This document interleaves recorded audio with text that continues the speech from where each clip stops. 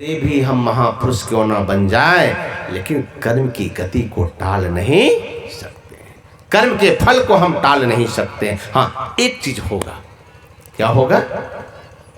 क्या किया मोहम्मद कल्याण ने? शरीर को जब पीटने लगा तो वह शरीर से निकल गए। मतलब हम आप भी कर्म के दुख से, कर्म फल तो भोगेगा ही, लेकिन कर्म फल से दुख से बचना चाहते हैं तो संत मत में यही विद्या बताई जाती है।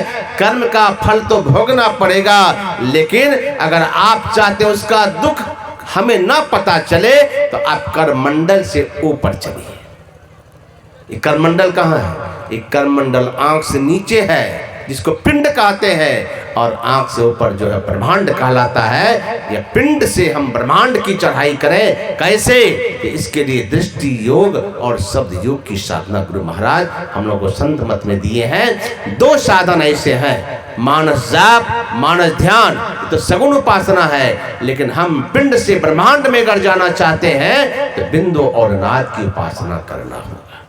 यही साधन है, इसको सीख करके कीजिए। यदि हम ठीक ठीक सीख करके अगर हम कर लेते हैं, पिंड से ब्रह्मांड की चढ़ाई कर लेते हैं, तो फिर क्या होगा? होगा वही, लगेगा कि आपको बाबा दुख में है, लेकिन बाबा तो दुख में क्या, बाबा तो अंतर अंदर मगन रहते हैं। बाहर आते हैं तो दुख, और अंदर मुख हो जाते हैं तो सुख के सागर में चले जाते हैं। इसलिए सुनता हूं जब गुरु महाराज का ऑपरेशन हुआ था पटना में, और उन्हीं के बेटे के यहाँ मैंने पूज्य बाबा का भी ऑपरेशन करवाया था, जिसका नाम था डॉक्टर बीके सिन्हा, यूरोलॉजिस्ट थे, और उनके पिता थे शैलेंद्र प्रसाद सिन्हा, और एक बहुत बड़े डॉक्टर थे जिसका नाम मुझे याद नहीं है। वे लोग मिल करके गुरु महाराज का ऑपरेशन पटना में किए थे। तो गुरु महाराज से कहा गया था, गुरुदेव ऑपरेशन करना होगा, कुछ नशे की जरूरत पड़ेगी, आपका आदेश चाहिए। तो गुरु महाराज ने कहा कितना समय लगेगा? कहा घंटा 2 घंटा तो लग ही जाएगा। कहा आप अपना काम कीजिए। अब देखिए, नशा की कोई जरूरत नहीं है, आप अपना काम कीजिए। गुरु महाराज पिंड से ब्रह्मांड में चले गए। सब कुछ हुआ, जो जो कर्म डॉक्टर को जो भी चीर फाड़ करना था सब कर लिया। गुरु महाराज कुछ भी पता नहीं। और जब घंटा 2 घंटा के बाद गुरु महाराज जब शरीर में पुनः जब आए तो कहते हैं, डॉक्टर साहब हो गया आपका काम? कहाँ हो गया? और दूसरे दिन पटना के पेपर में निकला, आज अमुक हॉस्पिटल में एक मनुष्य नहीं एक भगवान का इलाज किया। पूरे पेपर में छप गया था।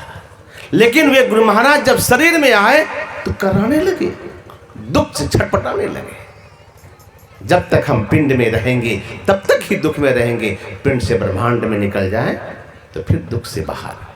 इसीलिए कहा जाता है ना, नदी किनारे घर किया, नदी किनारे घर किया, कर्जा ले ले खाए, कर्जदार जब मांगन आवे घुसक नदी में जा।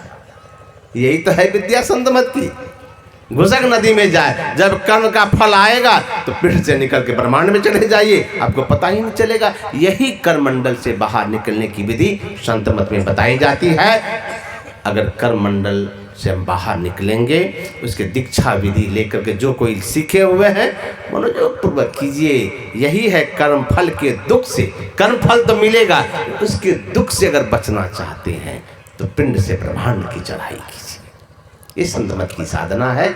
इसलिए कर्म का फल तो मिलेगा ही, जैसे भी हो, घुमा के हो कि सीधे हो, ये कर्म का फल मिटता नहीं है, और सबको अपने अपने कर्मों का फल भोगना पड़ता है।